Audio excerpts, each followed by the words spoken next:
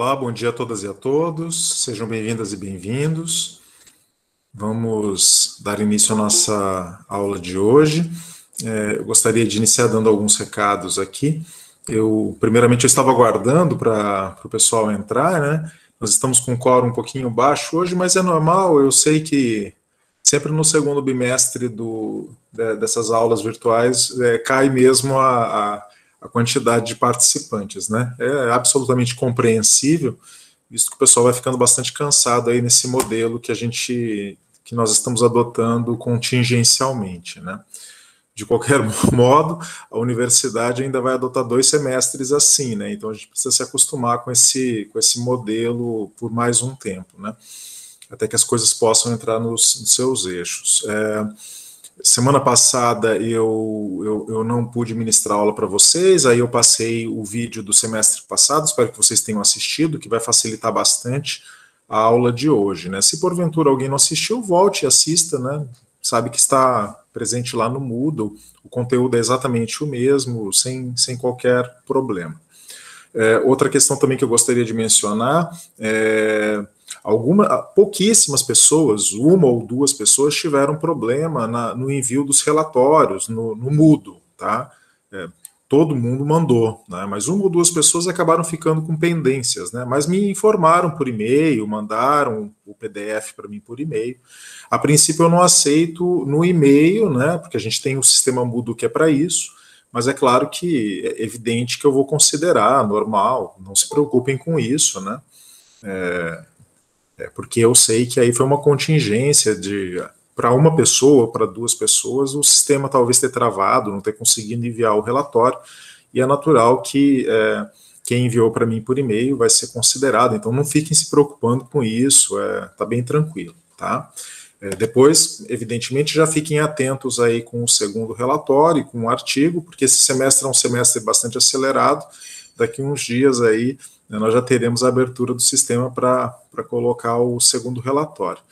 De qualquer maneira, como eu havia falado para vocês aqui no início do nosso semestre, né, eu facilito bastante, porque eu não faço prova com vocês, né, é cumprimento de requisitos, né, nós temos requisitos a ser cumpridos, cumprindo os requisitos, entregou o primeiro relatório, 3 pontos, entregou o segundo relatório, mais 3 pontos, já está aprovado. Entregou o artigo, a avaliação que pode chegar a 10. Ou seja, né, é cumprimento de requisitos e de tarefas sem qualquer prova que pudesse aí estar fazendo uma avaliação um pouco mais impactante para vocês, né? Bom, esses seriam os recados de hoje, tá? Eu gostaria, então, de dar sequência com vocês, entrando hoje numa disciplina bastante importante. Eu acho até engraçado falar isso, porque em processo penal tudo é muito importante, né? Quem está fazendo aqui a disciplina conosco pode perceber que, embora haja um debate teórico bastante profundo em processo penal, a disciplina de processo penal é muito prática, muito prática. E para mim, o processo penal ele abre as portas do processo civil, né? Porque muita coisa que no processo civil acaba ficando muito abstrato, no processo penal fica muito concreto, fica muito escancarado. Eu sempre brinco que quem atua no processo civil tem dificuldade de atuar no processo penal. E isso eu vejo nas situações práticas do cotidiano, né? Os advogados que são só civilistas, quando eles vão para o processo penal, eles ficam meio perdidos. Mas os processualistas penais, eles conseguem transitar com uma certa facilidade no processo civil, porque o processo penal dá uma base muito boa, né, de prática procedimental para que ele possa atuar. Talvez os civilistas não concordem comigo, né, mas aí é questão de opinião. Tá? Bom, nós já estamos no tópico referente às medidas cautelares, né, em processo penal. E no vídeo anterior, vocês tiveram a oportunidade, né, de conhecer um pouco a respeito das primeiras medidas, né, e naquele vídeo eu mencionava que as medidas cautelares em processo penal, as medidas pessoais, porque eu faço uma divisão aqui, né, eu chamo de medidas reais, medidas cautelares reais, as medidas assecuratórias, e chamo de medidas cautelares pessoais aquelas que incidem sobre o corpo do sujeito, né? aquelas que têm o corpo como objeto. E aí, quando eu falo de medidas cautelares pessoais, essas que têm o corpo, não as coisas como objeto, ou seja, que não visam aí garantir patrimônio, né, no processo penal, visam garantir outras circunstâncias que incidem sobre o sujeito, sobre o corpo do sujeito, aí nós vamos ter medidas não prisionais e medidas prisionais. Ah, mas as não prisionais continuam incidindo sobre o corpo? Claro, sem dúvida. Toda restrição à liberdade que se realiza, não é, que é determinada pelo Código de Processo Penal, ali a partir do artigo 319, a partir do artigo 320, são restrições da liberdade ambulatorial, são restrições de direitos de convivência social muito importantes, né, que o Código de Processo Penal ele nos indica que seriam suficientes para conter, por exemplo, a prática de um novo crime. Né? Então, o sujeito, por exemplo, está usando uma tornozeleira eletrônica. Ora, ele tem uma restrição de liberdade. Claro que há. Há uma restrição de uma liberdade individual, né, subjetiva. Né? O seu corpo foi tocado, o seu corpo foi grampeado, o seu corpo ele está tutelado pelo Estado de uma maneira um pouco mais efetiva. Então, embora ela seja não prisional no sentido do sujeito ficar em grades, né, já há uma restrição da liberdade colocada ali. Né? O sujeito ficar proibido de frequentar certos lugares, né, por exemplo, frequentar bares, restaurantes, locais públicos, ou, por exemplo, ficar proibido de se aproximar da ex-companheira dentro de um certo limite territorial. Né? Olha, perda de um direito provisório de visita aos filhos. Tudo isso são restrições que incidem sobre o sujeito, né, sobre o seu corpo, restringem a sua liberdade, né, de alguma maneira. Mas, naquele momento lá do 319 do 320, são medidas cautelares iniciais, não é? Porque o juiz ele sempre deve começar pelo mais fraco para o mais forte. Então, ele começa aplicando medidas, né, pouco prisionais. E se elas não forem efetivas, se elas não surtirem efeito, o juiz vai subindo a gradação, podendo chegar à prisão preventiva, podendo chegar a uma restrição da liberdade mais efetiva, que aqui no caso seria a prisão preventiva, né? O flagrante delito é outra coisa, vocês viram lá. O flagrante delito tem situações fáticas muito determinadas, né? Tem que estar acontecendo a prática de uma infração penal naquele momento, o sujeito é surpreendido, ou acabou de cometer, né? Ou foi perseguido logo após em situação que fez presumir ser o autor da infração. Mas aqui em matéria de medidas prisionais e não prisionais, a gente vai subindo nessa gradação. Então o 319 e o 320 foram fundamentais para darem esse recado para vocês. Vejam. Teve um tempo no processo penal, não faz muito tempo não, tá? Recente, em que falar de medida cautelar no processo penal era só falar de prisão. Ou era prisão preventiva, ou era prisão temporária, ou era flagrante delito. E só. Não é? Então, chegou ao cúmulo, né, de ter decisão dizendo assim, a sociedade quer linchar o autor do fato. Então, prenda o autor do fato preventivamente para proteger a sua liberdade. Olha, assim, chega a ser kafkaniano, né? O sujeito está sendo ameaçado, não é? Porque pode ter cometido um crime, ou está sendo acusado de praticar um crime, alguém tentou linchá-lo, então você não prende o linchador, você prende o sujeito para proteger a sua liberdade individual. Quer dizer, é absurdo, né? É absurdo. Então, hoje não. Hoje nós temos aí uma gradação bem maior e se compreende, primeiramente, que o sujeito não pode ser punido por uma situação como essa. Né? Em segundo, começaremos sempre das medidas menos prisionais para as mais prisionais. Lembrando que esse sujeito ele está em estado de inocência, ele ainda não tem uma sentença transitada em julgado, ele pode ser culpado ao final, mas ele pode também ser inocentado.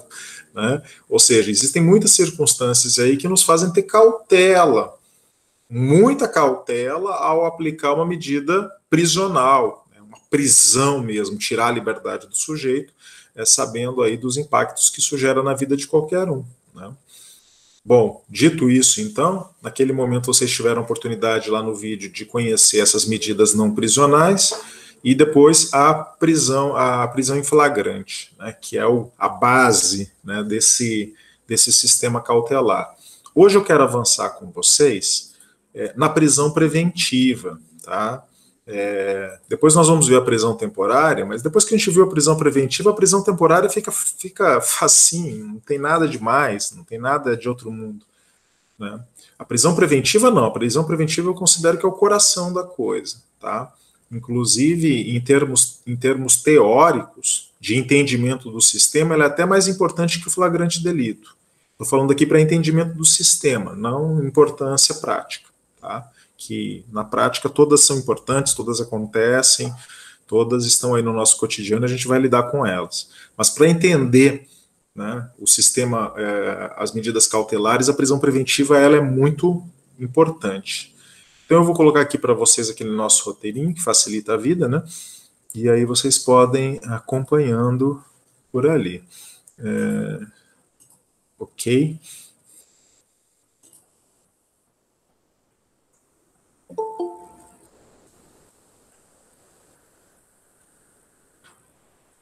Digam para mim, vocês estão vendo o roteiro? Estamos sim, prof, mas está um pouco apertado.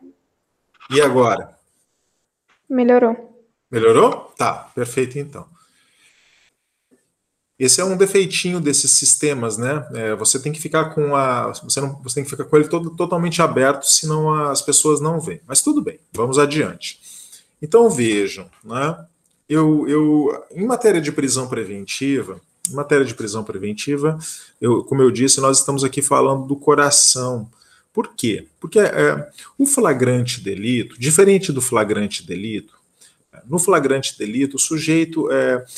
No flagrante, nós temos uma medida cautelar que ela é dirigida a algumas finalidades, né? Eu sempre digo que por que se prende em flagrante delito? Essa é a pergunta que não quer calar. E não quer calar por quê? Porque a Constituição diz que o sujeito preso em flagrante delito, em regra, deve responder o processo em liberdade. Ou seja, prende-se para soltar. Vejam, simples assim. No flagrante delito, prende-se para soltar. Ele só vai ficar preso excepcionalmente. Não é? Tanto é assim que, se o juiz entender que ele tem que ficar preso, o juiz tem que converter o flagrante delito em prisão preventiva. Então, isso é a exceção. Em regra, prende-se em flagrante delito para soltar. E aí se pergunta, bom, prender para soltar, então qual é, afinal de contas, a função que cumpre o flagrante delito no sistema? Ele cumpre funções muito determinadas. Primeiramente, o flagrante delito, a prisão em flagrante delito é realizada para impedir a consumação do delito. Primeira coisa. Se o iter criminis está acontecendo, o flagrante delito pode evitar uma consumação. Isso é importante? Meu Deus, isso é fundamental. Um homicídio está em curso e você prende em flagrante para que ele não se consume, você salvou uma vida. Então, o flagrante delito cumpriu uma função cautelar? Cumpriu a função cautelar de evitar que o crime se consumasse e uma vida fosse ceifada. Ou prende-se em flagrante delito para evitar a continuidade da prática delitiva. O sujeito ele está praticando vários homicídios, ele está enlouquecido talvez, né? Enlouquecido no sentido vulgar do termo, né? Pegou uma arma e saiu atirando em várias pessoas. Então prende-se esse sujeito para minimizar o dano que ele está ocasionando, né? Evitar que ele continue praticando outros delitos em série, imediatamente falando. E, por fim, e aqui talvez seja o coração da coisa, prende-se em flagrante delito por uma questão probatória. Qual questão probatória? Eu sei que para oferecer uma denúncia ou uma queixa-crime, há necessidade de prova da materialidade e de indícios suficientes de autoria. Ora, no momento da prática do delito, o momento em que o delito está sendo praticado, é o momento mais perfeito, onde estão reunidas as provas da materialidade e da autoria. O sujeito está praticando a infração penal. Vejam, eu tenho ali um sujeito com uma arma proferindo disparos contra um terceiro. Ali estão presentes testemunhas assistindo ao fato. Eu tenho o cadáver ao chão. Eu tenho o sujeito segurando a arma de fogo. Ou seja, a cena criminal, ela tá toda reunida. Eu tenho todos os elementos reunidos numa mesma cena. Então, eu consigo fazer uma fotografia perfeita daquilo que eu chamo justa causa no processo penal, né? Que são os elementos probatórios mínimos para que uma ação penal possa vingar. Ou seja, prova de materialidade, aquilo que nós chamamos aqui de corpo de delito, nós falamos tanto sobre isso, e indício muito forte de autoria, né? Ou talvez até uma prova mais efetiva de autoria. Então eu prendo em flagrante delito para isolar esses elementos probatórios, para conseguir fazer uma fotografia o mais perfeita possível desses elementos probatórios. Depois, a coisa vai se perdendo, né? O atirador vai embora, as testemunhas desaparecem, começam a mexer no local do crime, o corpo de delito começa a ser remexido, não se faz uma boa cadeia de custódia, ou seja, todos os elementos de autoria e de materialidade vão se perdendo. Então, o flagrante delito cumpre essa função, acautelar uma situação probatória dentro do processo, né? Garantir que os elementos de prova possam ser trazidos aos autos. E depois que se cumpriram essas funções, depois que depois que nós conseguimos bloquear a consumação do delito, depois que nós conseguimos evitar a continuidade da prática delituosa, depois que nós conseguimos garantir as provas dentro do processo, então não tem por que manter o sujeito preso, a princípio. Não tem por que manter preso. Então você concede liberdade provisória com ou sem fiança para ele. E ele responde em liberdade, a não ser que o juiz considere que há um perigo de continuidade de práticas delituosas, por exemplo, e decrete uma prisão preventiva. É o que nós chamamos de conversão do flagrante em prisão preventiva. Mas a regra vai para a liberdade. Então, quando alguém faz essa pergunta maldosa, mas então por que vai prender em flagrante se é para soltar?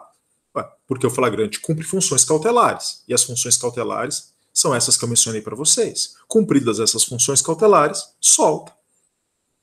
Essa é a regra do sistema. Gostemos ou não gostemos, concordemos ou não concordemos. Mas eu mencionei para vocês que em certas circunstâncias, por exemplo, o juiz ele vai considerar que tem que converter esse flagrante delito numa prisão preventiva, porque o sujeito não pode ser solto. Aí é exceção, não é a regra. Tá? É exceção.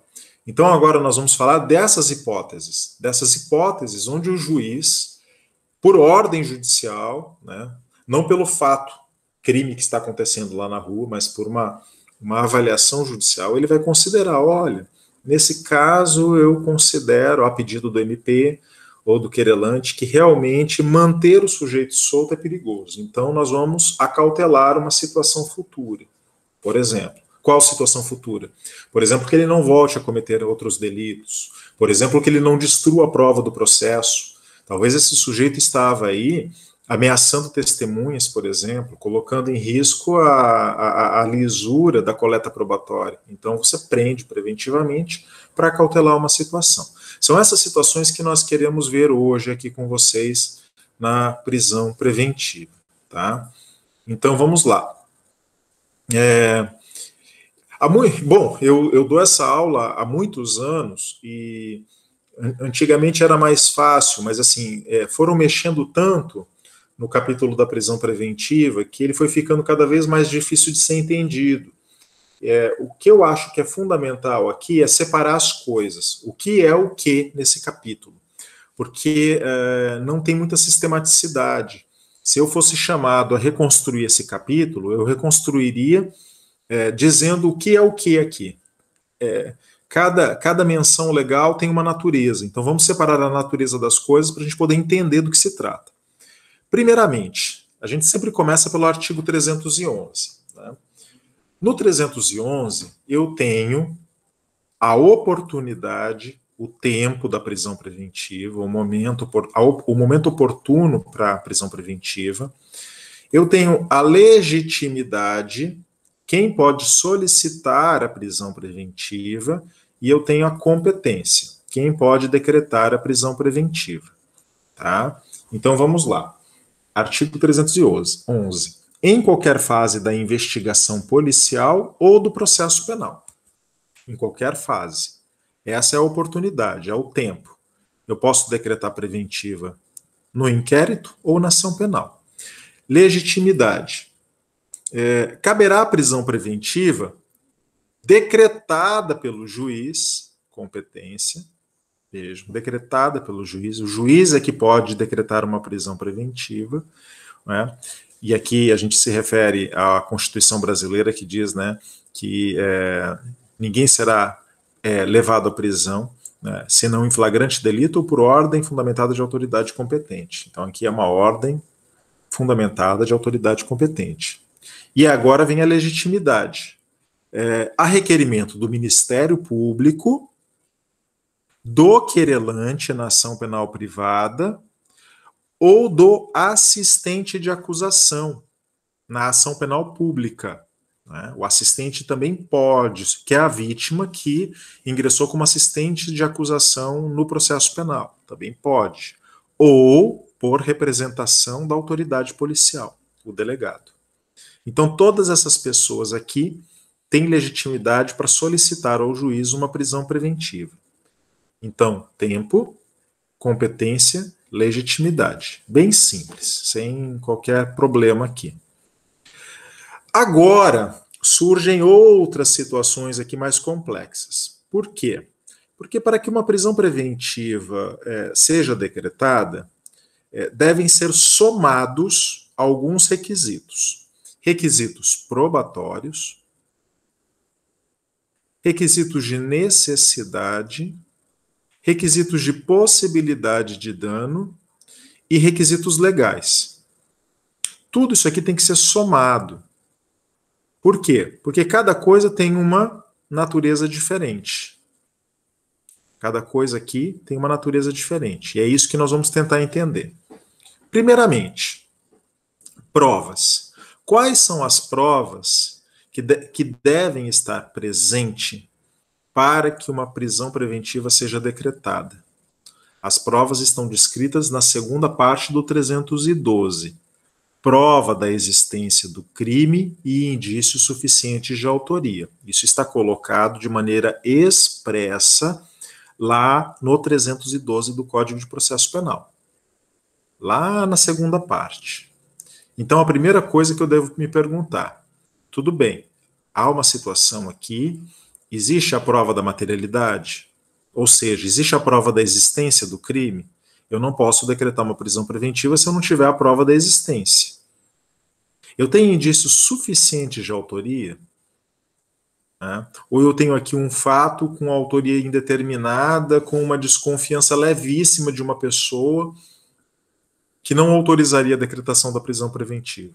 Então, essa é uma questão probatória.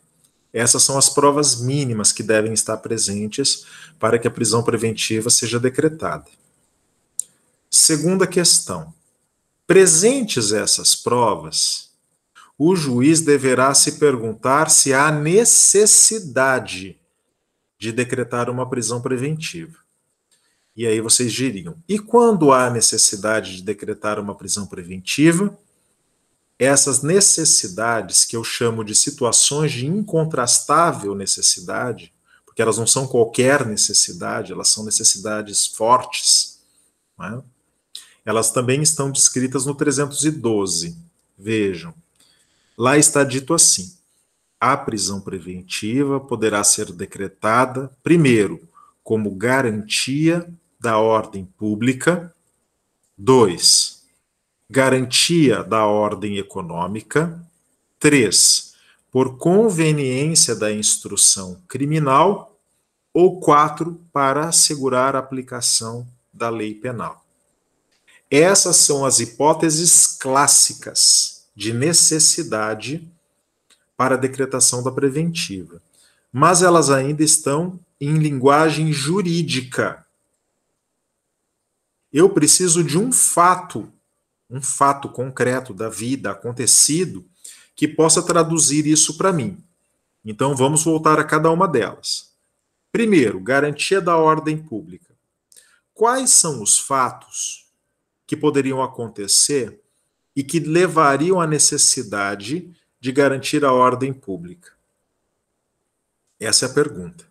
Primeiramente, há aí uma crítica muito forte feita pelos processualistas penais a essa modalidade. Primeiro porque ordem pública é uma fórmula muito abstrata. Ou seja, o sistema é capaz de colocar qualquer coisa aqui dentro como garantia da ordem pública, porque você não tem muita concretude nisso que você está falando. Vamos garantir, é como se você falasse, vamos garantir a paz social, vamos garantir a tranquilidade de todos. Ou seja, fórmulas abstratas como essa, elas servem para tudo, né? Elas servem para que nós ideologizemos o processo penal, quando o processo penal deveria ser algo técnico, algo fechado. Basta dizer que quem criou essa fórmula, garantia da ordem pública, foi o direito penal nazista.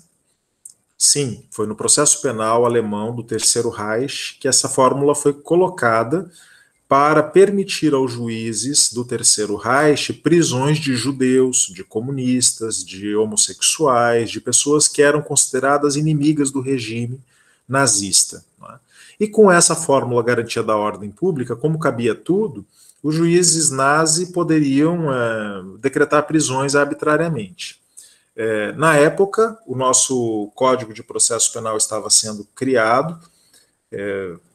Vocês sabem, né? Nós tínhamos aqui uma ditadura que naquele momento fazia acenos ao fascismo e ela copia essa fórmula para o nosso Código de Processo Penal. Então há uma crítica aqui. O que a jurisprudência e a doutrina tentam fazer é dar uma concretude a isso daí. Então, no direito brasileiro, fixou-se jurisprudencialmente a tentativa de entendimento de que garantia da ordem pública é principalmente a situação do sujeito que está praticando delitos ou que está em vias de praticar novos delitos. Isso não é uma coisa abstrata, isso não é uma opinião. O sujeito pode praticar delitos. Todos nós podemos praticar delitos a qualquer momento. Eu preciso ter um fato que demonstra objetivamente a possibilidade de um sujeito voltar a praticar um delito. Vejam, tem que ter um fato. Isso aqui não é uma abstração, eu tenho que ter um fato. O MP, o querelante, o assistente, se pedirem a decretação da prisão preventiva para garantir a ordem pública, deverão mostrar um fato para o juiz que faça ele entender que há uma necessidade de prisão porque o sujeito pode voltar a delinquir, pode praticar novos delitos e, com isso, causar prejuízos fortes para a sociedade, para suas vítimas.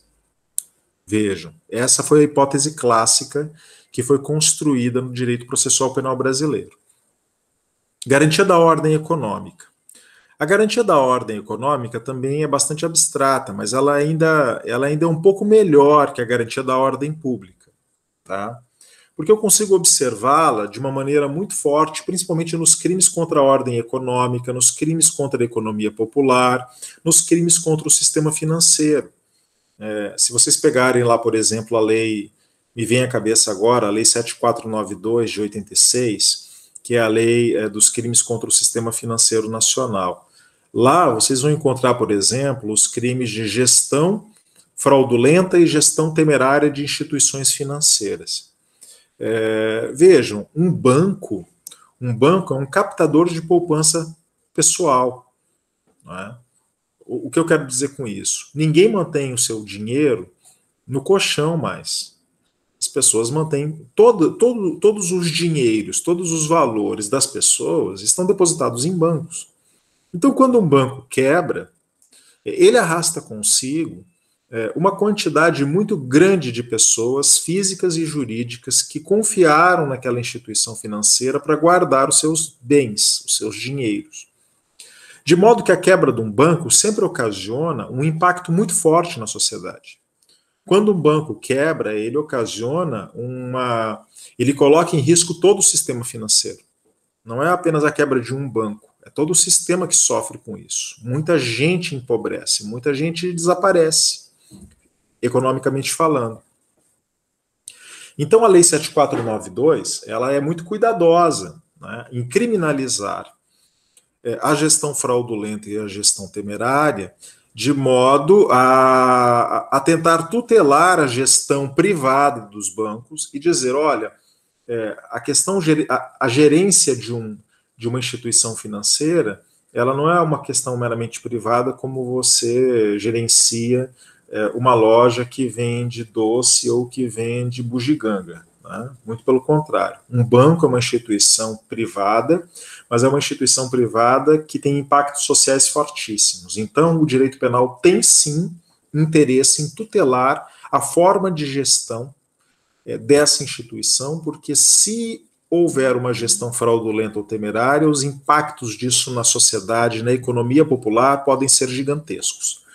Então, em casos como esse, de crimes contra a economia popular, crimes financeiros, crimes contra o sistema financeiro nacional, o juiz poderá decretar uma prisão preventiva de um gestor bancário, por exemplo, porque está acontecendo uma gestão temerária ou uma gestão fraudulenta, e se esse banco quebrar ou tiver um abalo financeiro, poderá ocasionar um prejuízo gigantesco.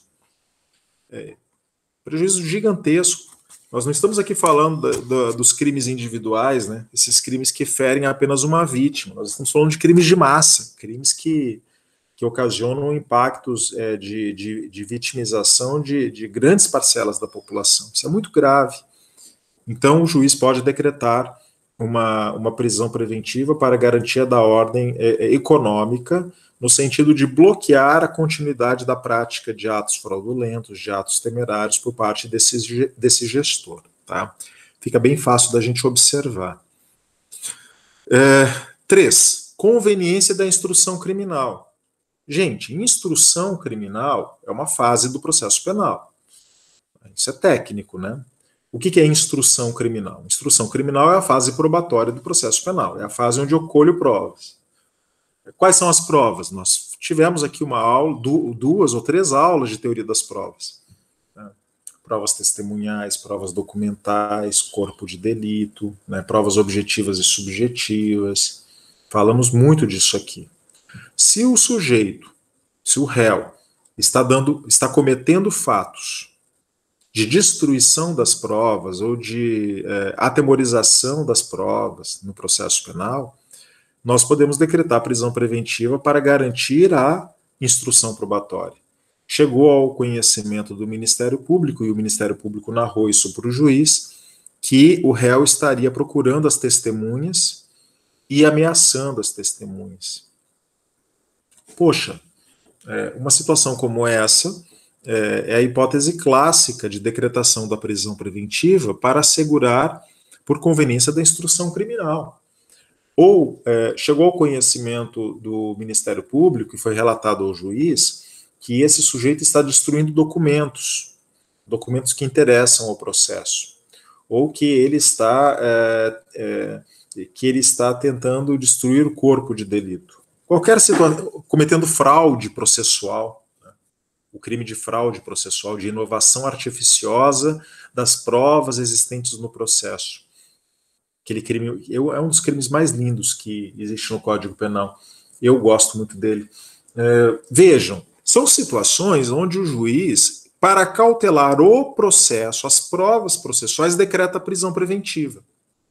Uma vez que essas provas já foram recolhidas, já estão documentadas e que o processo já as tem, então a fase de instrução probatória ela perde sentido e o sujeito deve ser colocado em liberdade. Porque, afinal de contas, uma vez que nós acautelamos a situação, a regra é a liberdade.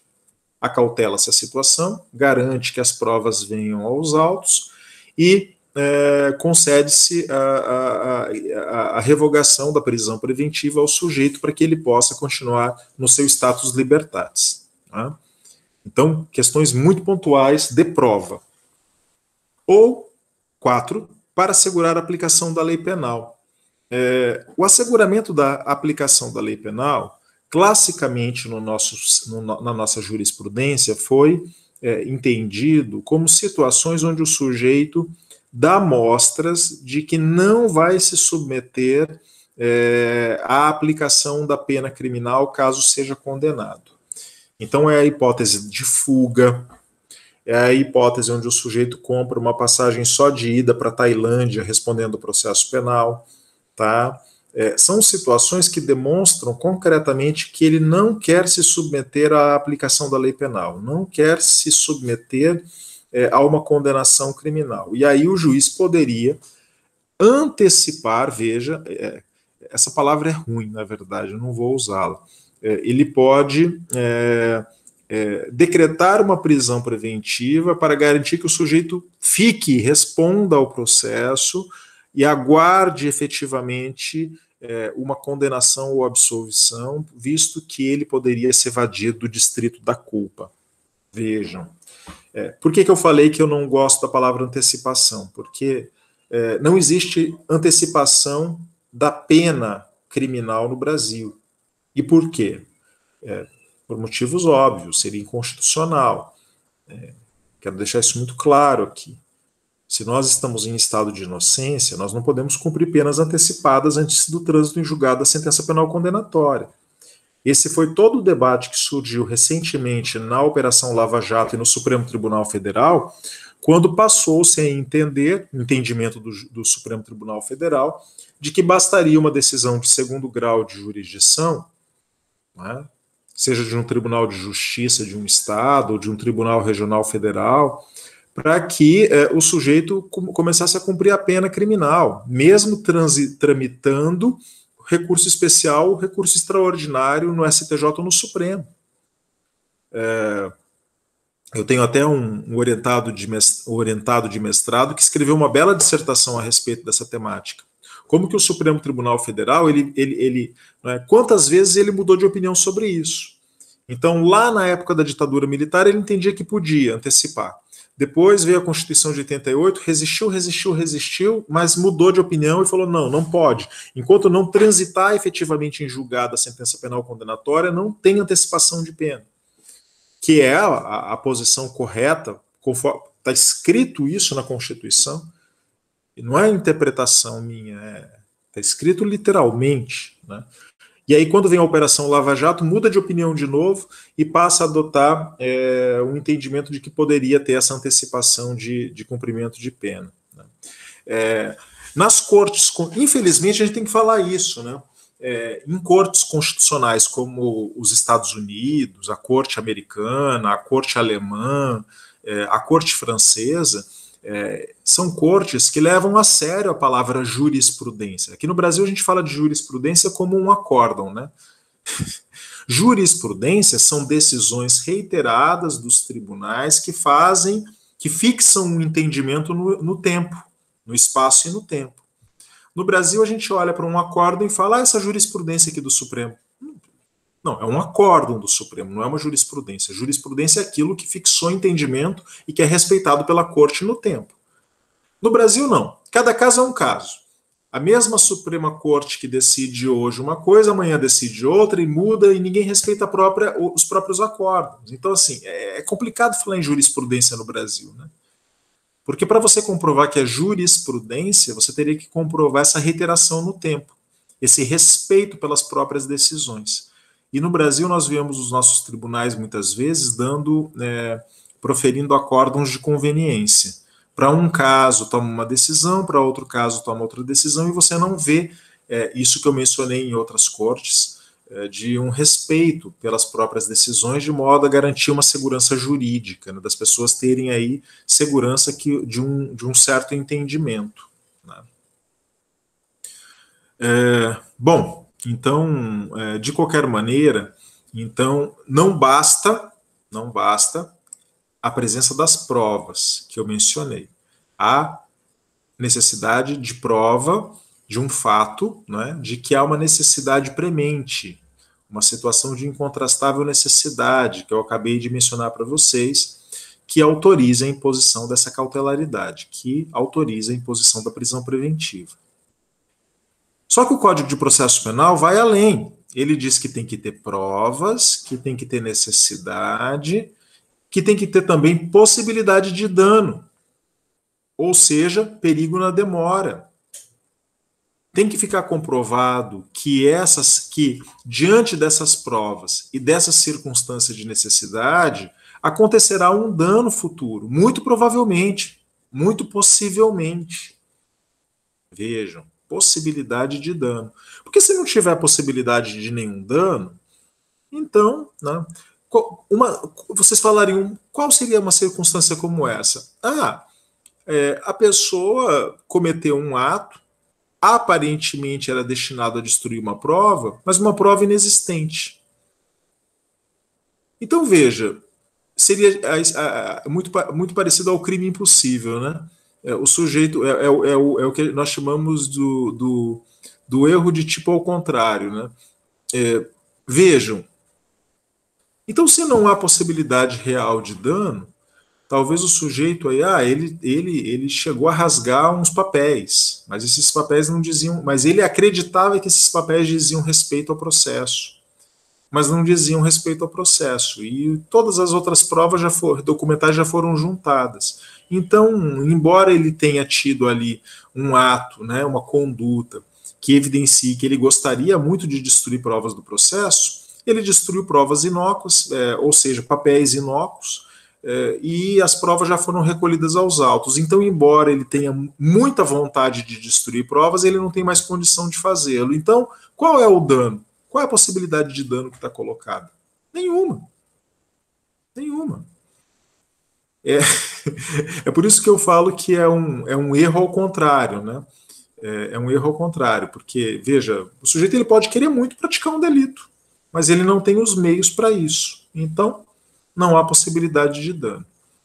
E, enfim, o Código de Processo Penal, ele coloca os requisitos legais. Então, tem que ter a prova, tem que ter a necessidade, tem que ter a possibilidade de dano e tem que ter os requisitos legais para que eu determine a prisão. E quais são esses requisitos? São os previstos no 313. Vejam, nos termos do 312 deste Código, será admitida a decretação da prisão preventiva, inciso 1, nos crimes dolosos, vejam só, nos crimes dolosos, punidos com pena privativa de liberdade máxima superior a 4 anos. Então, pensem a contrário senso. Tudo que não for crime doloso, punido com pena privativa de liberdade superior a 4 anos, não cabe prisão preventiva. E aí vocês já tiram as conclusões óbvias de vocês aqui, né? Está estampado. E inciso 2. Se tiver sido condenado por outro crime doloso, em sentença transitada em julgado, ressalvado o disposto no inciso 1 do caput do 64, que é a hipótese aí da reincidência. 3. Se o crime envolver violência doméstica e familiar contra a mulher, criança, adolescente, idoso, enfermo ou pessoa com deficiência, para garantir a execução das medidas protetivas de urgência. Então, vocês têm aí os requisitos legais que estão colocados lá no 313. O que é importante aqui de mencionar? Que, portanto, vocês têm que somar essas questões. Tem que ter a prova, tem que ter a necessidade, tem que ter a possibilidade de dano e tem que ter o requisito legal. Somadas todas essas situações, está autorizada a decretação da prisão preventiva pelo magistrado. Eu tenho requisito legal, mas não tenho prova. Eu tenho prova, mas não tenho necessidade. Eu tenho necessidade, possibilidade de dano, requisito legal, mas não tenho prova. Eu tenho prova, tenho necessidade, possibilidade de dano, mas não tenho requisito legal. Não está autorizada a prisão preventiva. Não está autorizada. Ou eu junto esses 4 elementos aqui, ou a prisão preventiva, se for decretada, será ilegal. caberá um habeas corpus, né? Caberá aí demonstrar à autoridade judiciária competente que essa prisão, um tribunal, né, de segundo grau de jurisdição, que essa decretação da prisão preventiva pelo juiz de primeiro grau de jurisdição é capenga, falta alguma coisa para ela. Falta ou a prova, ou a necessidade, ou a possibilidade de dano, ou o requisito legal. E por quê? Porque a decisão tem que ser motivada. Eu não vou fazer a leitura agora com vocês aqui do 315, eu vou deixar para fazer essa leitura do 315 quando a gente falar da sentença. Né? Porque o 315 é uma verdadeira meta-regra sistêmica, ou seja, uma verdadeira regra do sistema processual penal. Como se fundamenta uma decisão? Essa é a questão. Como se fundamenta uma decisão? Porque muitas vezes os professores não falam muito sobre isso. Fundamentar uma decisão não é uma intuição. Eu intuo que eu fundamentei bem uma decisão. Não. O Código de Processo Penal no 315, ele faz exigências objetivas para me dizer quando uma decisão é fundamentada. Se falta algum daqueles elementos, então essa decisão não é fundamentada. Nós vamos fazer essa leitura do 315 quando eu falar da sentença para vocês. Como se fundamenta uma sentença? Se fundamenta com as regras do 315. E não é apenas a sentença. É qualquer decisão judicial tem que ser fundamentada. Então, no caso da prisão preventiva, o juiz ele fundamenta a decisão quando ele demonstra que há provas, que há necessidade, que há possibilidade de dano e que há requisitos legais. É com base nesses elementos aqui matemáticos que o magistrado diz ao final. Por isso, diante disso, decreta uma prisão preventiva. Ou diz, diante da ausência de um desses elementos, não decreta uma prisão preventiva. Possibilitando àquele que se defende, com base na motivação, recorrer, interpor um recurso cabível ou impetrar uma ordem de habeas corpus diante de uma prisão ilegal. E não apenas aquele que se defende, também o Ministério Público, porque aquele que solicita a prisão preventiva, seja ele o MP, o querelante, o assistente, o delegado, de modo que você, o MP, eu solicitei a prisão preventiva e ela foi negada. Então, cabe recurso? Cabe recurso. Eu posso recorrer. Eu posso contestar a decisão do magistrado que não concedeu. Então, isso é motivação. Principalmente, a motivação é importante em todo o sistema. Todo o sistema processual, penal, a motivação é fundamental. Em todo o sistema constitucional ela é fundamental. Mas quando eu estou falando de prisões, ela se torna muito mais necessária. Ela se torna muito mais importante. Outra questão que vocês poderiam perguntar: quanto tempo dura uma prisão preventiva? Até recentemente, não havia qualquer previsão de tempo, de modo que uma prisão preventiva ela era indefinida. Vejam, a prisão preventiva durava enquanto houvesse necessidade para sua manutenção. Então nós ficávamos fazendo pedido para o juiz toda hora. Juiz, olha, já passou a necessidade, já acabou a necessidade de garantir a ordem pública, já acabou a necessidade de garantir a instrução criminal. Revoga a prisão preventiva. E enquanto o juiz entendesse que a necessidade estava em pé, uma avaliação subjetiva, ele ia mantendo a prisão preventiva. Agora, nós temos um tempo de duração pré-fixado de 90 dias pelo nosso Código de Processo Penal, de modo que o próprio juiz, mesmo que não for provocado pela parte, ele tem que rever a necessidade de 90 em 90 dias. Então, hoje, pela sistemática do CPP, o juiz reavalia a cada 90 dias e, se ele entende que tem necessidade de manter a prisão, ele profere um novo despacho. Ele renova essa prisão. Só que aí é um despacho novo. Então eu tenho um novo decreto prisional, de modo que esse novo decreto prisional acaba sendo o novo fundamento da decretação da prisão preventiva, não o antigo.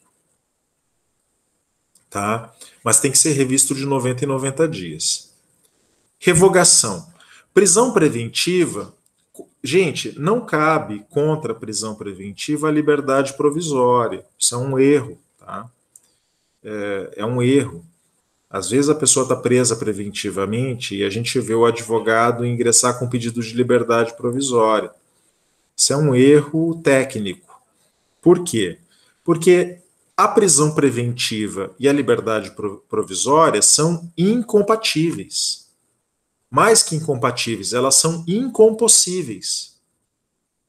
Se existe prisão preventiva, é porque não cabe liberdade provisória. Se existe liberdade provisória, é porque não cabe prisão preventiva. Elas se repelem. Uma prisão preventiva, ela é decretada quando há necessidade e ela é revogada quando não existe necessidade. De modo que o pedido que vocês, como advogados ou advogadas, farão contra a prisão preventiva é um pedido de revogação. E qual é o fundamento desse pedido de revogação? É sempre combater a existência de provas, a existência de necessidade, a existência de possibilidade de dano e os requisitos legais. Essa é uma questão técnica. Vocês têm que concentrar o fogo de vocês nisso aqui, não em outras coisas. Perfeito? Eu sei, eu vejo os advogados, às vezes, fazendo argumentos de justiça, justiça individual, justiça social. Juízes não costumam levar em consideração argumentos de justiça, tá? Eu também... É claro que cada um de nós aqui tem um sentimento do que é justo e do que é injusto, né? Mas juízes geralmente não costumam levar isso em consideração. Eles costumam levar em consideração apenas as questões legais, né? E, enfim, nós temos ali no 313, parágrafo 2º do Código de Processo Penal, as proibições de decretação de preventiva. Veja, o juiz está proibido de decretar a prisão preventiva, primeiro, com a finalidade de antecipar o cumprimento da pena. Falei bastante sobre isso aqui agora. Não pode antecipar pena, antecipação de pena disfarçada de prisão preventiva. Isso está proibido pelo nosso Código de Processo Penal. Ou como decorrência imediata de investigação criminal, ou da apresentação ou do recebimento da denúncia. Então, dizer assim, se existe um inquérito, tem necessidade de decretar preventiva. Olha, não existe esse nexo de causalidade. Isso é uma mentira. O fato de ter um inquérito policial tramitando não leva a nenhuma necessidade de decretar prisão preventiva. Se o juiz colocar isso no papel, a decisão é nula. Tá? Ou da apresentação do recebimento da denúncia. Não, o Ministério Público ofereceu denúncia, logo prisão preventiva. Também não existe essa relação. O próprio CPP já exclui essa possibilidade. Não é automático. Não é automático. A prisão preventiva ela é autônoma ao inquérito, ela é autônoma à ação penal e ela tem que ter uma fundamentação própria. Ela não é decorrência lógica de nada. Ela tem que ter uma decisão própria do magistrado que considera que, naquele caso concreto, há uma necessidade de decretação da prisão preventiva. Simples assim. Como eu disse. Alguém pediu palavra? Assim, a gente tem adotado agora, nos últimos tempos, se o pessoal quiser fazer pergunta, deixar para o final, assim, né, para a gente poder debater um pouco mais. Porque às vezes porque nós temos um tempo determinado e aí para a gente cumprir o tempo e eu posso ficar aqui depois respondendo as perguntas, tá? Se for alguma pergunta pontual sobre a disciplina. Pode ser assim? Pode sim, tranquilo. Beleza. Maravilha, maravilha. Só para a gente aproveitar bem aqui esse período aqui. Bom, vejam, a prisão preventiva, o Código de Processo Penal prevê que ela pode ser substituída por prisão domiciliar. Tá? Aqui eu coloco o que mas é bem intuitivo, né? Já é bem intuitivo. Todo mundo sabe o que é prisão domiciliar. Ficar preso domiciliarmente é ficar preso em casa. Prisão em casa, às vezes a pessoa brinca, né? Mas isso é uma maravilha. É e não é, né? É e não é. O sujeito está restrito à sua casa. Ele perde a possibilidade de ter acesso ao mundo, né? Veja, claro que é melhor que ficar numa cadeia, mas é uma prisão domiciliar. O fato, meus caros, é que a prisão domiciliar ela é muito restrita. Muito restrita. Então, o artigo 317 do Código de Processo Penal, ele diz lá o que é a prisão domiciliar. A prisão domiciliar consiste no recolhimento do indivíduo ou acusado em sua residência, só podendo dela ausentar-se com autorização judicial. Isso é o que ela é. Mas aí vejam as hipóteses de cabimento. É aqui que a restrição fica bem forte. Poderá o juiz substituir a prisão preventiva. E por quê, professor? Porque eu dizia, a liberdade provisória com ou sem fiança cabe lá na hipótese do sujeito que foi preso em flagrante delito.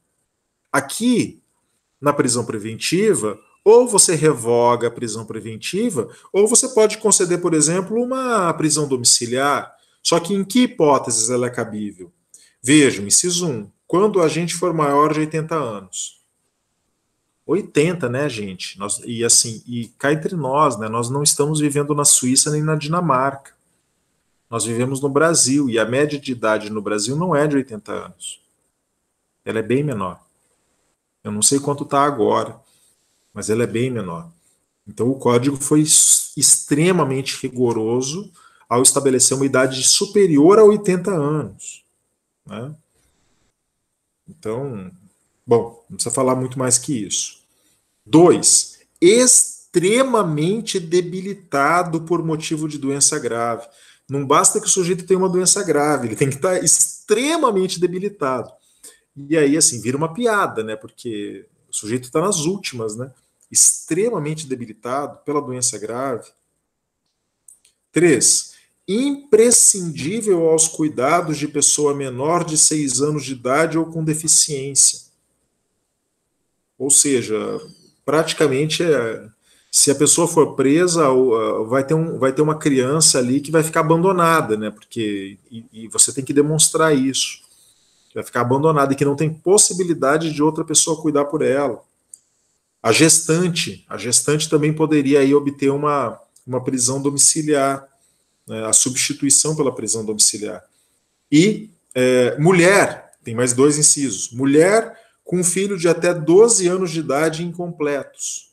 E aqui, assim, aí a jurisprudência vai criando coisa em cima, né? Desde que comprove que não existe outro parente que possa cuidar. Ou seja, jurisprudência é terrível, né? Porque aqui é um direito, mas assim, a gente vê coisa. Ou homem, caso seja o único responsável pelos cuidados do filho de até 12 anos de idade incompletos. Eu vi esses dias atrás uma circunstância assim que chegava, a gente cortava o coração, né? Cortava o coração, porque uma mãe que solicitou a conversão da sua prisão preventiva em prisão domiciliar para poder cuidar do seu filho, né, que se encaixava aqui no requisito do código. Aí o juiz de primeiro grau, ela comprovou tudo direitinho, o juiz de primeiro grau de jurisdição falou, não concedo.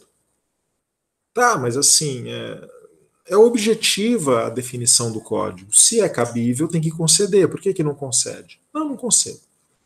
Aí ela ingressou com habeas corpus contra essa decisão. Ela ou recorreu, não me recordo agora, contra a decisão para o Tribunal de Justiça. Chegou no Tribunal de Justiça, o Tribunal de Justiça manteve esse pedido manteve a prisão preventiva.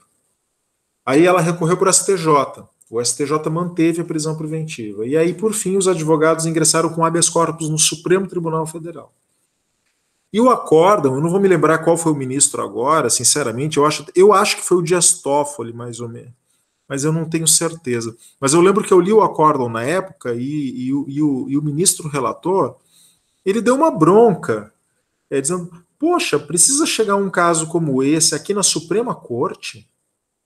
Um caso como esse, de conversão de prisão preventiva em prisão domiciliar, jamais chegaria na Suprema Corte dos Estados Unidos. Jamais chegaria na Suprema Corte da Alemanha. no Tribunal Constitucional Federal Alemão. Jamais. Por quê? Porque está na lei. Isso é coisa para juiz de primeiro grau de jurisdição decidir. Não para ministro da Suprema Corte decidir. E precisa chegar aqui em habeas corpus, porque todo mundo disse não para ela quando ela tinha direito. Eu já vi circunstâncias de uma. Eu já vi a circunstância de uma. Né, que chegou ao meu conhecimento de um caso de uma moça muito jovem que foi estuprada pelo próprio irmão, engravidou do próprio irmão, solicitou o aborto no hospital e o hospital falou que não ia fazer o aborto sem um boletim de ocorrência, sem uma decisão judicial. Quando a regra é que não precisa de nada disso, é só fazer a autodeclaração. Aí quando chega, ela tem que contratar uma advogada para fazer um aborto legal numa circunstância horrível como essa. Aí a advogada entrou com um pedido perante o judiciário e a juíza do caso negou, falando, não, eu acho que ela tem que ter o filho, porque eu sou pró-vida e a pessoa tem que ter. Mas está na lei, meu Deus. Está na lei.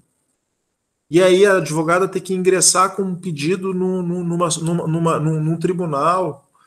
Às vezes chegar a Suprema Corte para debater uma situação que está na lei desde 1940. É por isso que o nosso Supremo está abarrotado, né? Porque às vezes fica debatendo coisa que era para ser decidida pelo juiz de primeiro grau de jurisdição, mas aqui o nosso judiciário é extremamente conservador, extremamente, e prefere dizer não e jogar para cima, né? Eu vou dizer não, joga para cima e se alguém lá em cima resolver dar, tudo bem, né? Então vejam, sim, é possível substituir preventiva por domiciliar? Desde que estejam cumpridos os requisitos aqui do 318. A prisão temporária, gente, fica bem fácil agora, tá? Fica bem fácil. Por quê? Porque a diferença da liberdade temporária para a prisão preventiva, ela é de finalidade. É de finalidade. Eu acabei de fazer a leitura do 312 com vocês. Então, nós dissemos quais são as necessidades envolvidas numa prisão preventiva. E nós lemos lá. Não é? Acabamos de fazer a leitura. Será cabível a prisão preventiva para garantia da ordem pública, para garantia da ordem econômica, para assegurar a instrução criminal ou aplicação da lei penal. Essas são as finalidades de uma prisão preventiva. Está escrito aqui que a prisão preventiva será decretada para investigação no inquérito policial? Não está, né? Não está. Então é exatamente aqui que entra a prisão temporária. Mas antes eu quero contar uma historinha para vocês entenderem o contexto. Na época da ditadura militar, antes da Constituição de 88, existia no Brasil, pela repressão, uma coisa que se chamava prisão para averiguação, que era muito comum, né? O sujeito estava caminhando lá na rua, parava um camburão, aquelas veraneios antigas da ditadura militar, um policial invocava com uma pessoa e falava, tá preso. Não tinha flagrante delito, não tinha ordem judicial para prender, mas a polícia prendia arbitrariamente, colocava o sujeito na veraneio e se levasse para a delegacia, tinha sorte, quando a pessoa não desaparecia. E eles chamavam isso de prisão para averiguações. Ou seja, uma total arbitrariedade. Uma total arbitrariedade. Quando a Constituição de 88 ela veio, ela foi rígida em matéria de prisão exatamente para evitar a prisão para averiguação. De modo que a Constituição disse, só pode prender em duas situações. Ou o sujeito está em flagrante delito, ou tem uma ordem de juiz para prender. Gente, não tem outra hipótese. Não existe outra. No Brasil é assim que funciona. Ou eu sou preso em flagrante delito, ou por ordem fundamentada de autoridade judiciária competente. Não tem uma terceira via aí. Não tem uma outra hipótese. Entenderam? Aí vem a Constituição de 88, e aí começa o lobby dos delegados de polícia, começam os lobbies dos delegados de polícia, para tentar legalizar a antiga prisão para averiguações. Porque eles diziam, não, é fundamental que a gente prenda para fazer investigação policial. A Constituição de 88 não deixa mais prender para poder fazer averiguações, não permite mais a investigação policial, o que não é verdade, é um argumento retórico. Fizeram lobby e conseguiram aprovar no Congresso Nacional a Lei 7.960 em 89, um ano depois da Constituição, para manter, para legalizar e manter o direito deles continuarem prendendo para a dita investigação criminal, para averiguações. Então, no fundo, a prisão temporária é um ressuscitamento da antiga prisão para averiguação. Deu poder para a polícia civil, né, ou para a polícia federal, as polícias judiciárias, para que elas solicitem ao magistrado a prisão temporária, que é muito parecida em tudo com a prisão preventiva. Ela é quase idêntica à prisão preventiva. Ela só se diferencia da prisão preventiva pela sua finalidade.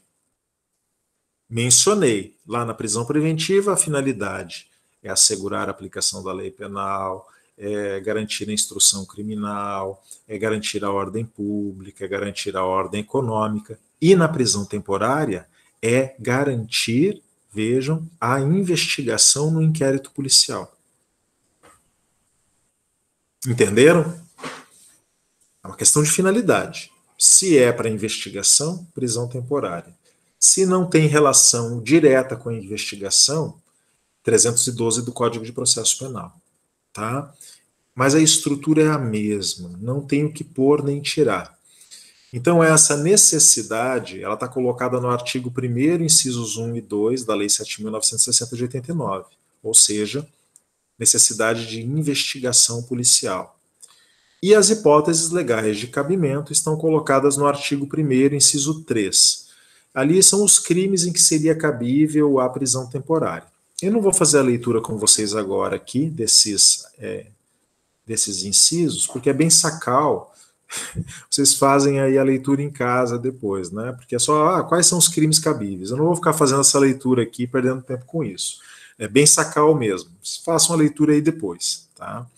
Mas o que é importante saber? A prisão temporária. Eu gostaria de ajudar. Não, eu não quero que você me ajude, celular. É impressionante, a gente fala, ele captura e já começa a falar sozinho. Então, vejam, a prisão temporária, nós podemos dizer que ela é teoricamente falando, ela é uma subespécie de prisão preventiva. Uma subespécie, é uma forma. Só que é uma prisão preventiva, né, criada por lei, não dentro do Código de Processo Penal, poderia ter sido inserida no CPP, não precisava ter sido numa lei esparsa, mas foi feita numa lei esparsa, e cuja finalidade é a investigação. O meu professor de processo penal, que era um grande processualista penal, eu adorava muito ele, o professor João Francisco de Assis, um procurador de justiça maravilhoso, que tinha um conhecimento teórico e prático fantástico de processo penal. Ele, inclusive, dizia que todos os requisitos da prisão preventiva têm que ser aplicados à prisão temporária, né? E aí com a finalidade de investigação. Vejam que era uma visão progressista, uma visão garantista, principalmente por parte de um membro do Ministério Público, né? Enfim, eu gostaria de mencionar para vocês a liberdade provisória, né? A liberdade provisória com ou sem fiança, tá? E por quê? Vejam, eu comecei hoje mencionando que o juiz ele deve começar a aplicar a cautelaridade por medidas não prisionais. Então, uma tornozeleira eletrônica, uma proibição de ausentar da comarca, uma proibição de frequentar certos lugares, né? Se isso não dá certo, ele aumenta a intensidade. Ele pode chegar a decretar uma prisão preventiva, né? Isso por um lado. Por outro lado, o flagrante delito.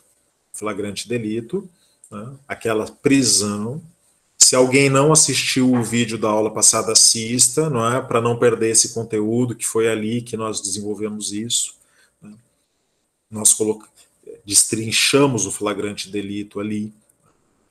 Se tem um flagrante delito, para cautelar aquelas situações que eu mencionei agora há pouco aqui, né? A continuidade da prática delitiva, a consumação, ou para garantir a coleta das provas, mas foi feito o flagrante delito.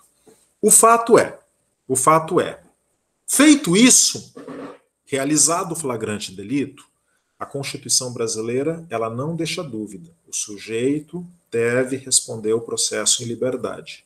O sujeito deve responder o processo em liberdade. E você extrai isso da onde? Você extrai isso de 2 fundamentos constitucionais. O artigo 5º, inciso 57 da Constituição, que diz: o sujeito está em estado de inocência até o advento da sentença penal condenatória. Antes disso, eu sou inocente. Após o trânsito em julgado, eu sou culpado e posso cumprir uma pena criminal. Enquanto eu sou inocente, o ideal é que eu não fique preso. Eu tenho que ter uma fundamentação muito forte para que eu fique preso, embora inocente eu seja. Vejam. E segundo, o próprio artigo 5º, inciso 67 da Constituição, que diz que ninguém será levado ou mantido na prisão quando a lei admitir a liberdade provisória com ou sem fiança. Este é um artigo da Constituição que sempre deu muita polêmica, porque as pessoas queriam dizer, muitos queriam dizer, que a Constituição delegou à lei ordinária dizer quando mantém preso ou quando solta. Isso não é verdadeiro. Nesse aspecto andou bem a jurisprudência brasileira ao entender que não é esse o entendimento. A Constituição, ela define uma regra. Ela define uma regra, ela não delega para a lei dizer o que ela queria dizer. Não, eu sou a Constituição, mas eu vou dizer, mas a lei ordinária pode dizer o que eu quero. Não, isso é ridículo, absurdo. Então a jurisprudência brasileira teve um entendimento muito bom nesse sentido, de que não. Vejam, a interpretação que foi dada.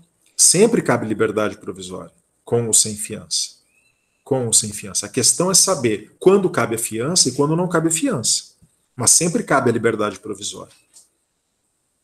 Então essa foi a interpretação dada. Sempre cabe a liberdade provisória. Mas existe possibilidade de não caber a liberdade provisória? Sim, é exceção. Mas aí não é mais flagrante delito. Aí virou prisão preventiva. Mudou a chave. É por isso que eu digo, veja, o fim natural, vejam a força do que eu vou dizer, o fim natural do flagrante delito é a liberdade provisória, salvo quando haja necessidade de convertê-la em prisão preventiva. Aí está a cláusula de exceção. Se não houver necessidade de convertê-la em prisão preventiva, então, meus amigos, não adianta chorar. O caminho é a liberdade provisória, seja ela com fiança, com pagamento de fiança, seja ela sem o pagamento de fiança. Simples assim. É a nossa Constituição. Gostem ou não gostem dela. Não é? Bom, dito isso, em termos de fundamentação constitucional, a gente remete lá ao fundamento legal, né, do 321, que é a tentativa de garantir em nível de processo aquilo que a Constituição falou. Então, diz o CPP, no 321, ausentes os requisitos que autorizam a decretação da preventiva, o que eu acabei de falar, ausentes os requisitos que autorizam a decretação da preventiva, o juiz deverá conceder liberdade provisória. Veja, liberdade provisória está colocado como cláusula geral. Ele não fala nem fiança, nem segurança. Geral. Que conceder liberdade provisória? Impondo, se for o caso, as medidas cautelares previstas no 319 deste Código e observados os critérios do 282. Então, o juiz ele concede a liberdade provisória E ele pode até mesmo impor algumas medidas do 319, que eu mencionei aqui hoje. Por exemplo, eu vou conceder a liberdade provisória, mas eu vou exigir que o sujeito use a tornozeleira eletrônica. Eu vou conceder a liberdade provisória, mas ele fica proibido de frequentar certos lugares. O juiz pode fazer? Pode. Mas o código está nos dizendo que liberdade provisória deve ser incondicionada. Mas em algumas circunstâncias o juiz até pode acumular algumas medidas cautelares não prisionais. Tá? É o recado que nos é dado. Mas a liberdade provisória tem que ser concedida. Primeira coisa. Primeira coisa e mais importante, a liberdade provisória tem que ser concedida. É o que diz a Constituição, é o que diz o 321 do CPP, claramente. Aí vem a questão, mas quando será concedida a fiança e quando não será concedida a fiança? Agora é uma questão técnica. E aí a resposta primeira é, a regra do nosso CPP é que todos os crimes são afiançáveis, salvo as exceções. Repito, todos os crimes são afiançáveis, salvo as exceções. Então eu estou dizendo que o universo dos crimes tipificados no Brasil cabe fiança, salvo quando a lei excluir essa possibilidade. Vejam. Então eu faço aqui uma interpretação a contrário senso dos artigos 323 e 324 do CPP. Veja, por quê? Porque o 323 e o 324 são os delitos são os artigos que dizem quando não cabe a fiança. Quais são os crimes inafiançáveis?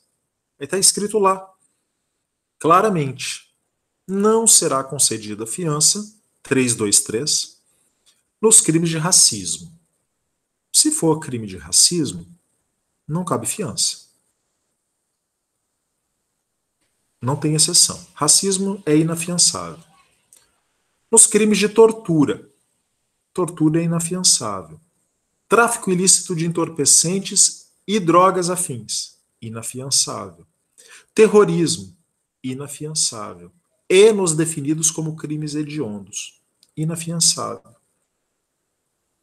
3. Nos crimes cometidos por grupos armados, civis ou militares, contra a ordem constitucional e o Estado democrático. Isso está acontecendo no Brasil hoje. Inafiançável. 324. Não será igualmente concedida fiança aos que no mesmo processo tiverem quebrado fiança anteriormente concedida ou infringido sem motivo justo qualquer das obrigações a que se referem os artigos do Código de Processo Penal. Aqui uma circunstância mais técnica do sujeito que já teve o direito à fiança e perdeu o direito à fiança. Em caso de prisão civil ou militar, que aí aqui hoje está bem restrita, né? A prisão civil no Brasil hoje é só do alimentante, né? O depositário infiel já caiu com o Pacto de São José da Costa Rica. A questão militar aqui não nos interessa, né? Para o Código de Processo Penal. E quando presentes os motivos que autorizam a decretação da preventiva, que eu estou falando desde o início. Então, meus caros e minhas caras, aqui eu tenho as hipóteses de inafiançabilidade. Elas são mínimas. Tirando isso daqui, cabe liberdade provisória para tudo. Por exemplo, vou dar um exemplo aqui bem sacal. Crime de homicídio é afiançável ou inafiançável? É inafiançável porque é um crime hediondo, não? Quando ele é hediondo? Quando a lei de crimes hediondos considera o crime de homicídio hediondo? Quando ele é qualificado? Ótima resposta. Ótima resposta. Então a resposta é: o homicídio qualificado é inafiançável porque é hediondo. E o homicídio simples? Nesse caso, então, no homicídio simples caberia fiança. Exatamente. Simples assim. Simples assim. Perceberam? Perceberam? Simples assim. Sem floreio. exatamente, eu não sei quem respondeu, que eu não estou aqui com o Meet aberto, né? Eu estou olhando aqui o nosso roteiro, mas é exatamente essa a resposta. Tá? É fácil de observar. Vai ali no 323, vai no 324, vê quais são as hipóteses de inafiançabilidade. Se não se encaixa ali, então concede a fiança. Muito simples. Tá? O pessoal às vezes acha que isso aqui é muito difícil. Não, não é difícil. Tá? Quem pode conceder a fiança? Aqui é uma questão de competência, né? A competência legal, está no 322. A autoridade policial somente poderá conceder fiança nos casos de infração cuja pena privativa de liberdade máxima não seja superior a 4 anos. Então, aqui o que o artigo está dizendo? Pena máxima até 4 anos, o próprio delegado pode conceder a fiança. Acima de 4 anos, tem que fazer o pedido judicial. Só isso também. Tá? É claro que o juiz sempre tem, vejam, o juiz sempre tem competência para conceder fiança em qualquer caso, mas o delegado terá possibilidade dele mesmo fixar a fiança nessas hipóteses aqui, quando a pena máxima do crime não for superior a 4 anos. Professor, e como é que eu fixo o valor da fiança? Super fácil, porque o Código de Processo Penal estabeleceu a matemática da fiança. Tá? Ele nos deu pronta a coisa. É quase valor pronto. Vejam lá. Artigo 325. O valor da fiança será fixado pela autoridade que a conceder dentro dos seguintes limites. De 1 a 100 salários mínimos, quando se tratar de infração cuja pena privativa de liberdade, no grau máximo, não for superior a 4 anos. Então, o juiz tem discricionariedade para avaliar o caso e fixar uma fiança de 1 a 100 salários mínimos.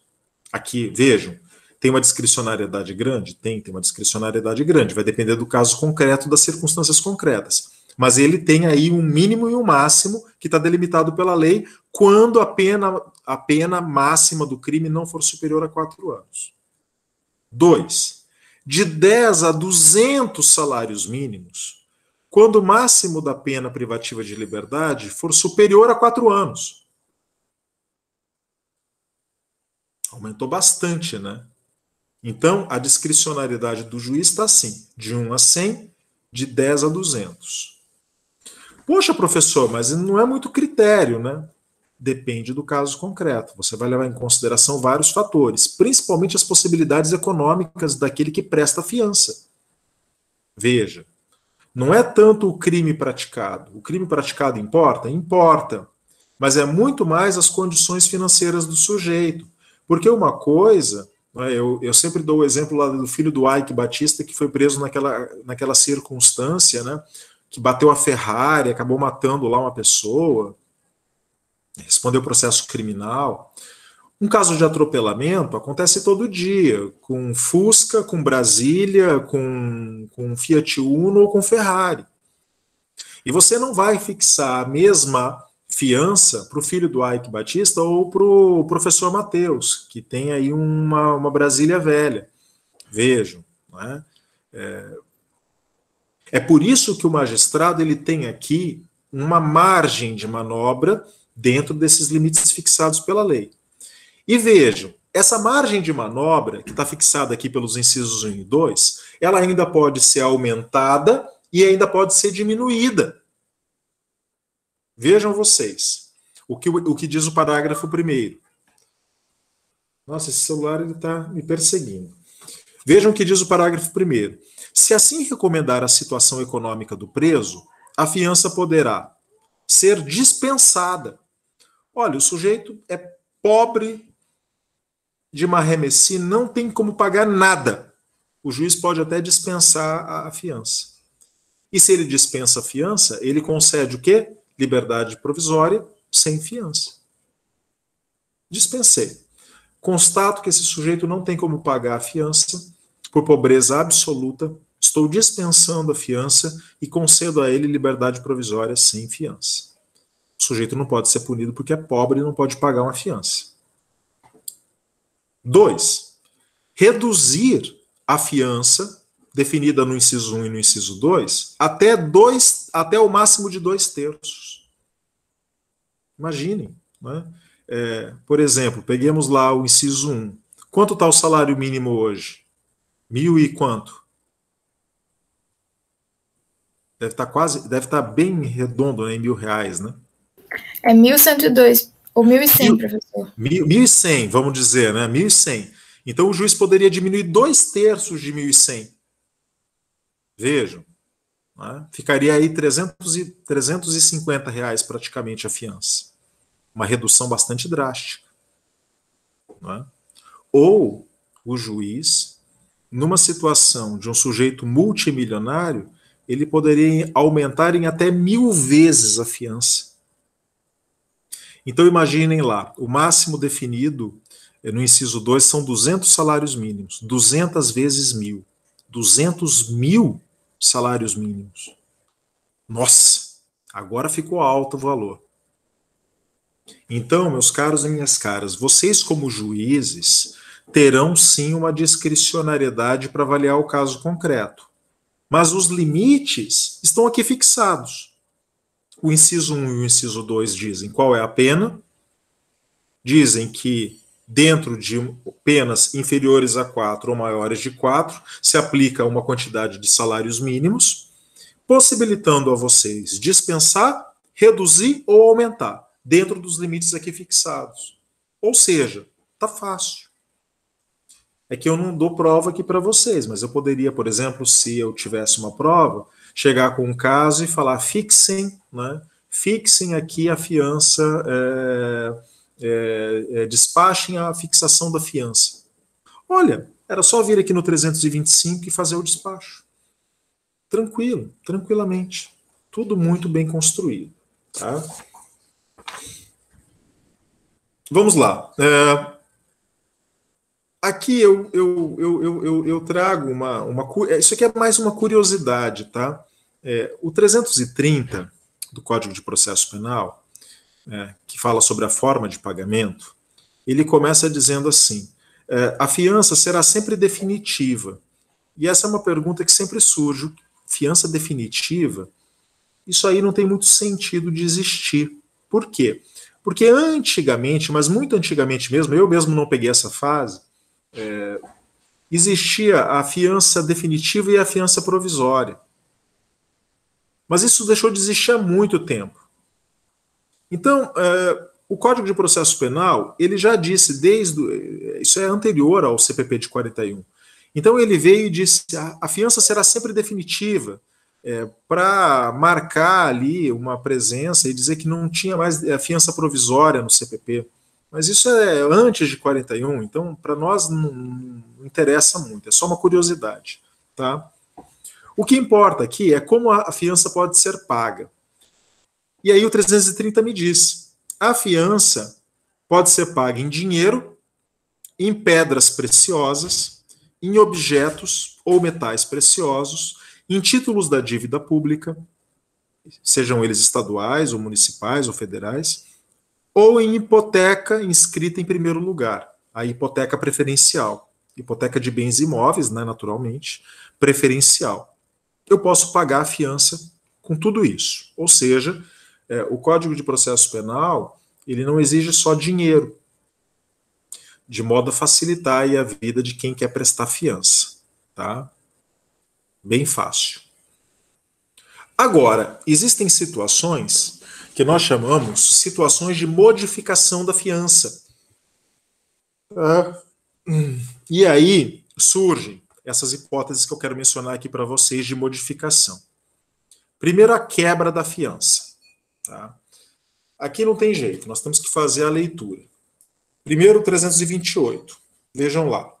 O réu afiançado não poderá, sob pena de quebramento da sua fiança, mudar de residência sem prévia permissão da autoridade ou ausentar-se por mais de 8 dias de sua residência sem comunicar à autoridade o lugar onde será encontrado. Se o sujeito fizer uma dessas condutas, quebra a sua fiança. Calma, nós vamos falar daqui a pouco o que isso acarreta. Primeira coisa, 328. Segundo, artigo 341 do Código de Processo Penal. Julgar-se-á quebrada a fiança quando o acusado, intimado para o ato do processo, deixar de comparecer sem motivo justo, deliberadamente praticar ato de obstrução ao andamento do processo, ou 3, descumprir medida cautelar imposta cumulativamente com a fiança. 4, resistir injustificadamente à ordem judicial, ou 5, praticar nova infração penal dolosa, quebra a fiança prestada. O sujeito já prestou a fiança e agora, por esses atos, está quebrando a fiança. Enfim, o 343, que digamos assim, no que isso acarreta, né? 343. O quebramento injustificado da fiança, nessas hipóteses que nós mencionamos, importará na perda de metade do seu valor. E por quê? Porque a fiança, ela é uma cautela prestada pelo sujeito, uma cautela, e aqui, vejam,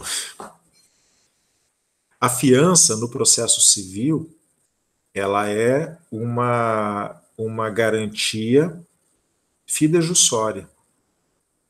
Mas no processo penal ela é uma garantia real. Né? Lá no processo civil é fidejussório, que é real.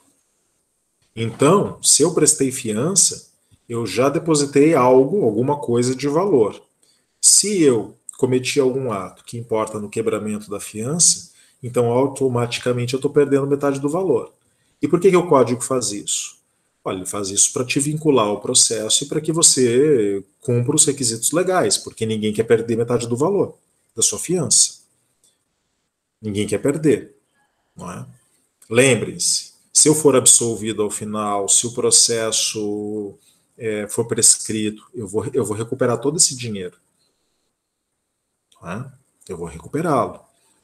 Então eu tenho interesse que o processo tenha uma tramitação bem regular, porque eu quero recuperar esse valor da fiança, que pode ser bem alto. Não é?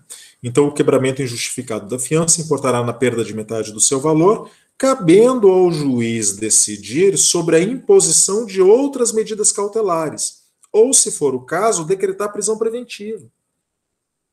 Então o efeito primeiro da quebra da fiança é perder metade do valor. É um efeito pecuniário.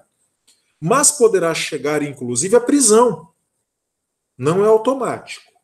Não é automático, mas poderá progredir, inclusive, para a prisão. Outra situação é a cassação da fiança, que está colocada aqui. A quebra da fiança, o sujeito realizou atos, né? Realizou atos ali que levam à sua própria quebra. Outra situação é a cassação da fiança, que está no 338 e 339. Vejam, a fiança que se reconheça não ser cabível na espécie será cassada em qualquer fase do processo. A fiança foi concedida por erro, por exemplo. Por erro. E depois foi percebido que não cabia. Então, cabe ao juiz cassar essa fiança que foi concedida por erro. 339. Também será cassada a fiança quando reconhecida a existência de delito inafiançável no caso de inovação na classificação do delito. Claro, o processo começou se acreditando que era uma tipificação, mas conforme as provas foram chegando aos autos, percebeu-se que se tratava de um crime inafiançável. Começou com uma injuriazinha e de repente se descobriu que era um crime de racismo. Então houve uma progressão e essa progressão torna o crime inafiançável. Então o juiz tem que fazer o quê? Tem que cassar essa fiança, porque essa fiança não era cabível naquela hipótese, por inovação da tipificação. Perfeito? Caça-se a fiança. E o que é caçar a fiança? É tirar o direito de permanecer solto mediante fiança. O sujeito que tem cassado a sua fiança, ele perde o direito à liberdade. Ele perde o direito à liberdade provisória. Pelo menos a liberdade provisória com fiança. Ele até poderá permanecer solto com base numa liberdade provisória sem fiança, mas a fiança ele perde o direito de manter. Ok? Reforço da fiança. Professor, mas se ele já tiver pago, o valor é devolvido se a fiança for cassada? Na cassação, sim. Na cassação, não na quebra. Né? Porque a quebra é uma penalidade que incide sobre o valor. Na cassação, sim. Não. Não era cabível. Ele prestou fiança, mas não poderia ter prestado. Então, o Estado que está cassando a fiança, ele está dizendo, olha, foi concedido, mas não deveria ter sido concedido. Então, não faria sentido impor uma penalidade sobre o valor, entendeu? Entendi. São coisas separadas. Na cassação, não. É uma penalidade porque o sujeito descumpriu uma regra procedimental. Então, ele perde metade do valor. Outra situação é a de reforço da fiança, que já a própria palavra já diz. O que é reforçar a fiança? É quando o juiz ele visualiza que a fiança foi prestada em valor menor do que deveria. Veja. Eu concedi a fiança lá atrás achando que era uma circunstância, mas agora eu percebo que aquela fiança que eu fixei, ela era insuficiente. Então, eu chamo o sujeito a reforçar a fiança. É o artigo 340 do CPP. Será exigido reforço da fiança quando a autoridade tomar por engano fiança insuficiente. 2. Quando houver depreciação material ou perecimento dos bens hipotecados ou calcionados. O bem se perdeu ou depreciou de valor. Né? 3. Quando for inovada a classificação do delito. Você já sabe, o inciso 1 fala em pena de até 4 anos. O inciso 2 fala em penas superiores a 4 anos. Se teve uma transição, uma inovação de uma pena primeiro de 4 anos para de 6 anos, então mudou essa classificação do delito. Ao mudar a classificação do delito, eu tenho que aumentar a fiança, que antes era de 1 a 100 salários mínimos, para agora de 10 a 200 salários mínimos. Então o juiz ele pede o quê? O reforço da fiança. O juiz tem que fazer essa gestão do processo. Tem que gerir, ele tem que ir analisando. Se houver necessidade de reforçar a fiança, ele tem que solicitar. E o sujeito tem que pagar. Veja. Devolução da fiança é possível? Já adiantei isso para vocês. Sim, é possível. Está no artigo 337. Se a fiança for declarada sem efeito ou passar em julgado sentença que houver absolvido o acusado ou declarada extinta a ação penal, o valor que a constituir será restituído sem desconto, salvo o disposto no parágrafo único do 336. Então, claro, esse valor que eu pago de fiança não é um valor que eu estou doando para o Estado. Pertence ao meu patrimônio pessoal. E ninguém poderá ser privado do seu patrimônio, dos seus bens, sem o devido processo legal. Então tem que ter um devido processo legal que me julgue culpado para que eu perca esse valor que eu prestei de fiança para o Estado. Senão, não. Se eu fui absolvido, se foi extinta a punibilidade, não é? Então eu tenho que ser restituído nesse valor. É aquela brincadeira que o pessoal faz, né? Que a parte mais sensível do corpo humano é o bolso. Não é? E a fiança, como garantia real no processo penal, não fidejussória, tem a finalidade de vincular o sujeito ao processo. Por quê? Porque eu tive que fazer um depósito. E eu tenho agora o interesse não apenas na minha liberdade, mas eu também tenho interesse em restituir os meus bens. E, gente, funciona. Eu já tive grandes experiências na minha vida como advogado criminal, onde a pessoa estava mais interessada em garantir os seus bens do que garantir a sua liberdade. Pode parecer piada.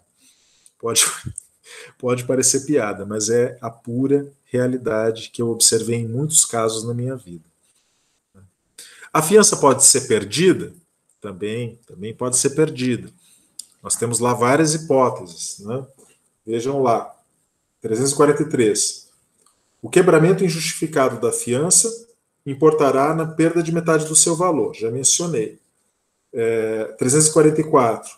Entender-se-á perdido na totalidade, agora aqui não é mais metade, né? É a totalidade, o valor da fiança, se condenado, o acusado não se apresentar para o início do cumprimento da pena definitivamente imposta. Há sempre aqui uma pecha de inconstitucionalidade nesse 344, né? Mas tem entendimento para tudo aqui, que ele é constitucional, que o sujeito perde, né? Mas tem opinião tanto no sentido de que é constitucional, quanto de que haveria uma inconstitucionalidade aqui. Mas aqui o Código de Processo Penal determina a perda. E no 345 também, né? No caso de perda da fiança, o seu valor, deduzidas as custas mais encargos a que o acusado estiver obrigado, será recolhido ao fundo penitenciário na forma da lei, que eu já tinha colocado, inclusive, aqui na destinação da fiança, né? Que vocês iam perguntar, naturalmente, tá, mas para onde vai esse valor, né, da fiança? Uma vez que o valor foi perdido, porque o sujeito foi condenado, ou porque cassou metade, ou porque perdeu a totalidade, para onde vai esse dinheiro? Fundo penitenciário, né? Ou seja, para construir novas cadeias e aumentar o sistema, né? Esse sistema que não funciona, mas que ninguém oferece uma alternativa a ele, né? E aí, eu finalizaria essa aula com uma provocação, né? Por quê? Porque quando a gente fala de liberdade provisória, confiança, porque é a regra, isso toma quase toda a aula. E no final a gente diz assim, tudo bem, mas e nesses casos que não cabe fiança? Olha a provocação que eu vou fazer para vocês aqui. Eu acabei de fazer essa leitura, né? Nós dissemos lá, não será concedida fiança, por exemplo, em crime de racismo, de tortura, de tráfico ilícito de entorpecentes, de terrorismo. São crimes graves? São tão graves que a própria Constituição disse que não cabe fiança neles. Então, nesses casos, o sujeito ele vai responder o processo preso? É a minha pergunta. O que vocês acham?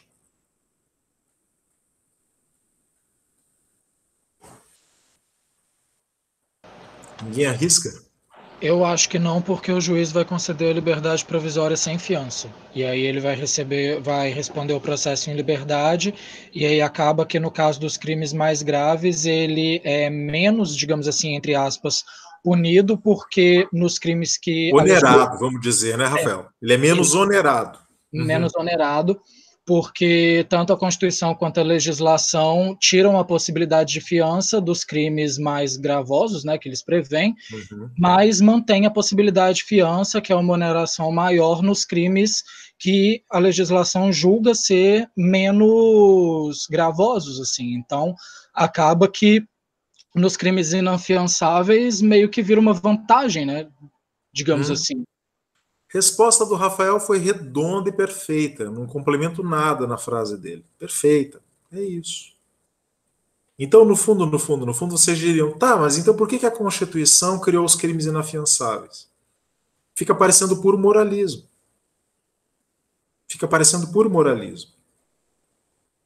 Porque, como muito bem disse o Rafael, o sujeito praticou racismo, praticou tortura, praticou terrorismo, praticou tráfico ilícito de entorpecentes, ele vai ter direito à liberdade provisória, a não ser que o juiz converta em prisão preventiva, mas aí é outra coisa. Se não tiver motivo para decretar uma prisão preventiva, o juiz vai conceder a liberdade provisória sem fiança, e aí a liberdade provisória sem fiança é menos onerosa para o sujeito do que a confiança. Aí tem gente que fala, não, mas é que na confiança é só pagar, pagou, saiu. Não é bem assim. Não é bem assim, porque o juiz vai fazer a análise se cabe a prisão preventiva. E se couber, ele não vai conceder a liberdade provisória, seja ela confiança ou sem fiança. Então, no fundo, eu acho que hoje nós temos condição de dizer isso. Que no final das contas, a Constituição brasileira, ao criar crimes inafiançáveis, ela foi moralista. Ela quis dizer, ó, aqui é grave, mas ela acabou beneficiando os sujeitos com uma situação melhor. Então era melhor que não tivesse dito, que tivesse dito todos os crimes são afiançáveis, inclusive esses. Só que nesses aqui, a fiança vai ser elevada. Vai pagar uma fiança maior, vai ser mais oneroso.